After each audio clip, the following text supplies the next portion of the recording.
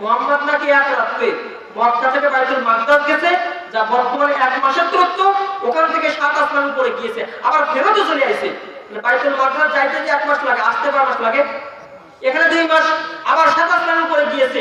এখন তুমি বোঝো মুহাম্মদ কেমন। আল্লাহু আকবার বলেন। এখন হিরাক্লিয়াস বাদশার কাছে যখন এই কথা বলছে, বলার সঙ্গে সঙ্গে বাদশার পাশে ওই সময়ের বাইতুল মাকদাসের একজন ধর্মযাজক ছিল, পিছন থেকে ডাক দিয়ে বলে, ও বাদশা হিরাক্লিয়াস, এর সাক্ষী আমি। সুবহানাল্লাহ বলেন। কিভাবে তুমি সাক্ষী? আমি ধর্মযাজক, আমার দায়িত্ব প্রতি রাত্রে বাইতুল মাকদাসের দরজা জানালাগুলো বন্ধ করে দেওয়া। কিন্তু হঠাৎ করে একটা রাত্রে আমি মনে করলাম আজকে বাইতুল মাকদাসের জানালাগুলো বন্ধ করে দিব, বাইতুল মাকদাসের দরজাগুলো বন্ধ করে দিব। আমি বাইতুল মাকদাসের সমস্ত দরজা বন্ধ করলাম, জানালাগুলো বন্ধ করলাম, কিন্তু সবথেকে ভিআইপি যে দরজা, হাজার চেষ্টা করে আমি বন্ধ করতে পারলাম না। আল্লাহু আকবার।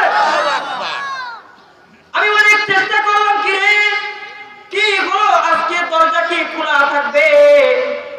আমি এমনকি অনেক লোকদেরকে ধরে টানাটানি করলাম, কিন্তু পারলাম না। মিস্ত্রিদেরকে আনলাম, তারা অবন্য মনে হচ্ছে সাতটা পরিপূর্ণ দরজার উপরে ভর দিয়েছে। বাইতুল মাকদাস এমন ঘর, যে ঘরটা সুলাইমান নবী জিন্দা যারা তৈরি করেছিলেন। সুবহানাল্লাহ। যে মসজিদটা বর্তমান ফিলিস্তিনে আছে, একটা পর্যায়ে পরিপূর্ণ ঘরটা কেমন যেন দরজার উপরে পড়ছে।